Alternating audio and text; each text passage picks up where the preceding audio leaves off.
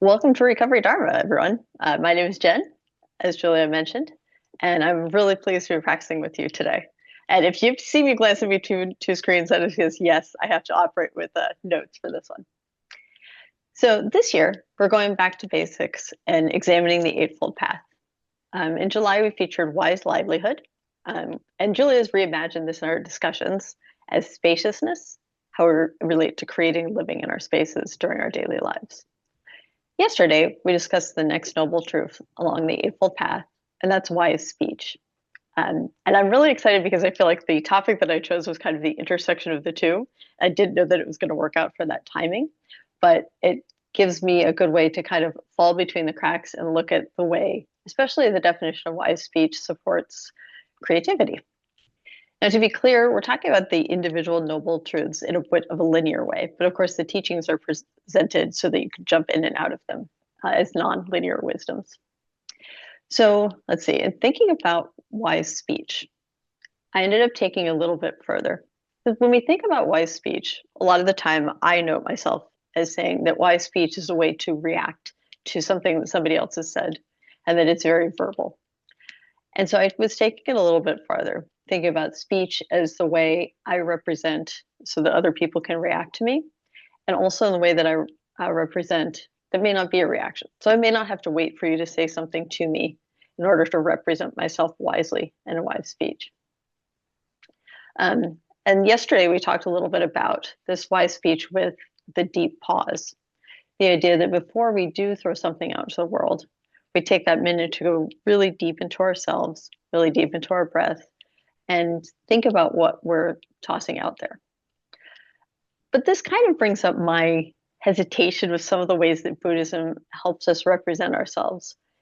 They feel to me as if they're sometimes encouraging me to be smaller, to leave a little bit less of a footprint, not engage in idle chatter, which is great. But again, it's like, okay, if I just keep narrowing that down, um, for me personally, it gets to be, I get really shy about interacting with anybody. I get really shy about leaving my house. And even within my own safe space, I kind of don't want to do anything that feels too big. Um, and this carries over when I look at how I am creative. And that's what I wanted to talk to you guys about today is creativity and the way that that can support us in our journey toward more wholeness, toward more wellness, and truthfully just having a little bit more fun in the world that we exist in. Being creative really allows us to interact with the world and ourselves in a more playful, more serious, more nurturing, more joyous ways. Being creative gives an outlet for all those little pieces.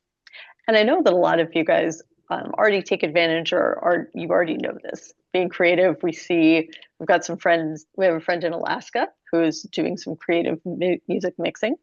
We've got friends, or at least one friend out in Florida who is playing music sometimes when she comes on screen. We have people knitting. We have a lot of people journaling. So all of those ways in which we can take the larger world experience and our internal experience of it and create something new.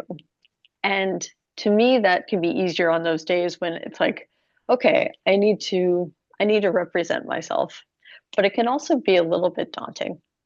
So I know personally that when I look at a blank canvas or when I look at a blank anything and I try to create from it, that first minute when I look at it, I feel a little bit performative. I feel like I want to create something that's good enough to show to other people, even though I may be creating it just for myself. So that's where I wanted to also talk about the fact that we can, I don't know, you can kind of confabulate artistry and creativity and think that, oh, I need to be doing something that classifies as the fine arts in order to be doing something creative. And I would challenge that and say that I don't think that's necessarily true. To be creative is to create. So it might be I'm blowing bubbles with my kids. I'm creating that experience. I'm creating those bubbles. Before I get out of the shower, I'm drawing a little duck in the mist on the glass there. Um, I maybe just am sitting there with a canvas and putting color on it in ways that I'm not sure what it represents yet. But the minute I pick up that brush or I pick up the tool to create something, I'm allowing myself a little bit of an outlet. I'm allowing it to get outside without reining it in. Now, I'm not going to go, make a painting and go cause trouble in the streets or something, but I am going to let myself create that painting and allow it to be perfect. It is not. It doesn't look anything like probably what I wanted to represent. Excuse me. But um, that's kind of the joy that I hope that everyone can find while we're creating, is to just invite it to be perfect as what it is. And so I think we'll go into that a little bit later. Let's see. Um, and that wanting things to be perfect and wanting them to represent perfectly on the page also brings me to the idea that to speak in wise speech and be creative, we all can communicate in different modalities. So when we hear wise speech or we hear artistry, wise speech to me always sounds like I have to be talking, but it may not be. The way that I communicate wisely or even unwisely with the rest of the world can go in different ways. It could be visual, it could be auditory, it could be any of the senses that we have. And it helps me to pay attention to how those come across to the outside world, but also how I can look inside myself and say, you know, communicating something verbally doesn't always work for me. So I can sit with that thought or something that I want to communicate, and I can kind of ask it, how does it want to represent? How would it best come out? Um, am I going to try to communicate visually with something? Am I going to try to make something musical to create that thought? And I think I'm envious of people who can do all the modalities, but I think sometimes we shortchange things when we communicate only with wise speech. And then going back to creativity, I do want to bridge that gap between art and creativity by saying that the creative mind is just anyone's mind who wants to dig deep, bring something up, and you're not even sure that it's actually come across when you make that painting or when you play the guitar, when you're knitting something. But just by giving yourself a pattern to be able to express yourself, I think makes us all a little bit better in our wise speech and wise communication with other people. And my mouth is really dry after having created that little blurb, so give me a sec. All right. So I wanted to set ourselves up for a little bit of a meditation here. And it's going to be more of a walking meditation or a movement-based meditation. Um, and it's also inspired by something called forest bathing. So forest bathing is a Japanese term that recognizes the power of moving around in our world, in our natural world especially, and taking that in as a way to support our own health, mental health, and creativity. And so we'll be doing a little bit of a walking meditation, and then at the end, we'll kind of experiment with some ways to create or to represent. So if you don't mind, let's find a comfortable position. If you tend to like movement when you meditate, this is a good session for a moving meditation. And that if you do better with your walking, you do better when you're doing something with your hands, this may be a good time to bring that out. So let's go ahead and begin. We're going to go on a short walk, and then we're going to look at ways to be creative. So we're going to set out on a walk on a forested trail. As you take the first step on the path, let's go ahead and feel the earth beneath your foot. That earth is kind of gives way a little bit and then supports and holds you. Just feel the way that you push against the earth. If you're wearing fuzzy socks today, let's feel the way that those cradle your feet.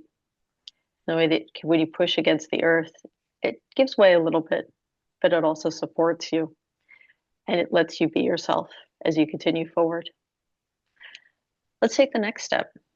And you notice now that your body is getting into a movement, getting to a pattern. So we're not going to go quickly.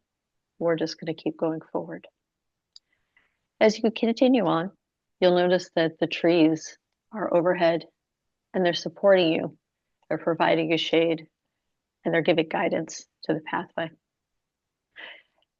As you take the next step, take a smell. What do you notice about what you're stepping on? It rained earlier today, so the earth has that little bit of a wet earth smell, that nice dampness that to me means things are going to grow here even more than they are. So you take in that smell and hold it with you for a sec. And then let's take the next step. As we take the next step, you see a root growing right in front of your foot. And if you're me, you just tripped over it. But because you're probably just continuing on. And those roots are growing and supporting this trail as they have for years and years. And you know that many of them will continue on after you've left the trail, and that some of them are just starting to grow. And we keep going, taking more steps along that path, gradually getting farther into the forest. You still smell that rain smell, but now there's some ferns and things that are fleshing out in the undergrowth. And so the smell is different from when you just were smelling it, the trees. And if you look at the layers of that, it gives you more insight into how the smell represents the forest, how the smell represents your life's interaction with this biosphere. So let's keep taking steps. And you run your hands along the side of one of the trees, just gently. And then it lets you feel right on the palms and the tips of your fingertips, that nice damp bark that's kind of just stringy and drawing up the tree. As you hold out your other hand, you can feel the dampness of the air on your palm, and you rest with that for a moment. And then let's keep taking steps farther into the forest, and you listen. Some high pitch or bird song, sort of the top of the register. And then as you start to listen to the rest, you kind of notice that there's a sound to the forest. And for me, it just sounds like a settling. It sounds like kind of a breath of the forest saying to me, I'm here. And as I exhale, the forest is kind of whispering back to me, I'm here. I'm here for you. So I keep walking into this forest, and I keep thinking about what I just heard, the different layers of bird song, of leaves settling, of the forest itself, and then of me. As I keep walking, my breath keeps coming. I'm listening to that in and out. I'm not trying to control it in any way. I'm just listening to it as I breathe in the smells, the sounds, the dampness, the feeling of the air. And as I exhale it out, and it comes out with that feeling of whoosh, that I know means I'm going to take another breath right in a sec. Now, as we continue on, we get closer to a stream. When you get to the stream, it's just a small one, and this is more sound that you hear. What do you hear from that stream? Is it burbling? Is it rushing? Can you listen to the different levels of that stream? Can you listen to some of the higher pitches as it kind of hits the rocks on its way down? Can you listen to the lower forces as it swooshes along and makes its way to its ultimate destination? And what do you smell? It smells a little bit different. We've left behind that sort of most of the earthiness smell now that we're standing at the edge of the stream. And so we're smelling now that clean, more crisp water smell. We're smelling a little bit of a more rock smell, which to me has a metallic fold to it. As we're looking out, we're seeing more light come through the top of the canopy, and it's reflecting on this stream. So it's shooting back little bits and pips of color and of rainbow.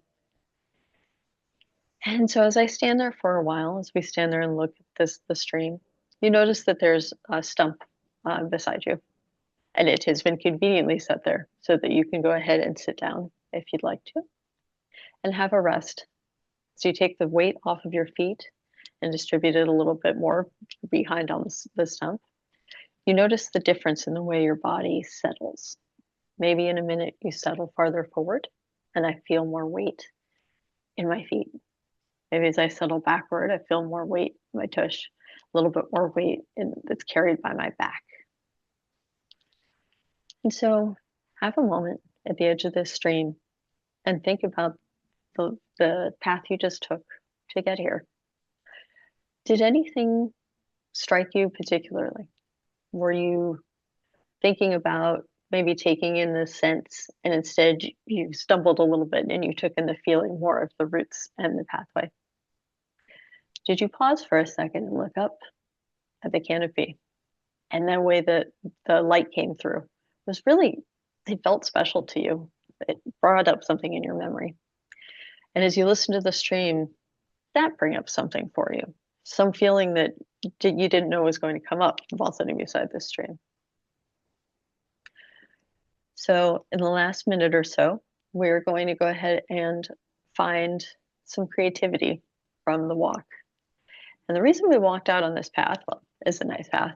The reason we're having a seat here is because we're going to create something. We're going to have the option to create something that doesn't belong to anyone else. It's going to belong to just you. It's not going to be seen by anyone.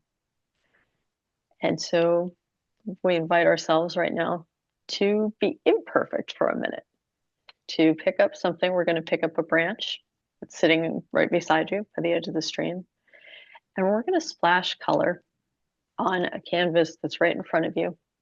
It's pretend canvas, but you're going to splash any colors, or you're going to affix to it any tones, any smells that came up for you in term as you went on this walk. You're going to create something that just represents for you what kind of your narrative would have been, what your imagination brought to you, what kind of feelings might have brought up for this. So take a minute and just see something, create something in your vision there. And I'm going to go ahead and give us a minute or two of silence while we all think about our creativity and our little project, what's representing our experience today.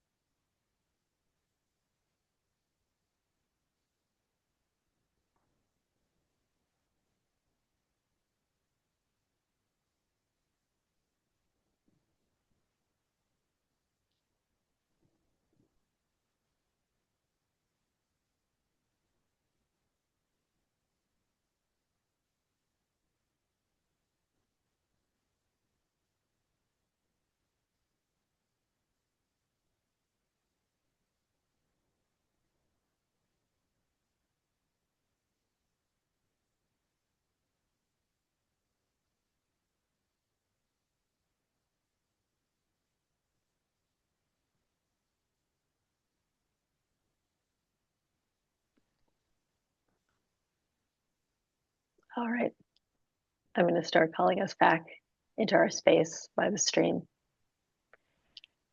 And if you'd like, in your mind's eye, take a picture of whatever you just created. It's just for you. You don't have to show it ever to anyone else. Go ahead and put down the branch, or put down the clay, put down the canvas in the air that you were painting on.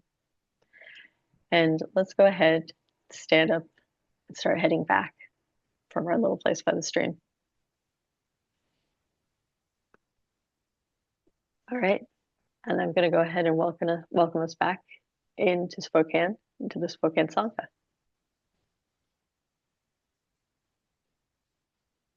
For a dedication of merit. All right, here we go. May all beings find peace and equanimity. May all beings recognize the divine life within them and with the people around them. May all beings find their nature or their forest that supports and rejuvenates and sparks that creativity within them. Namaste.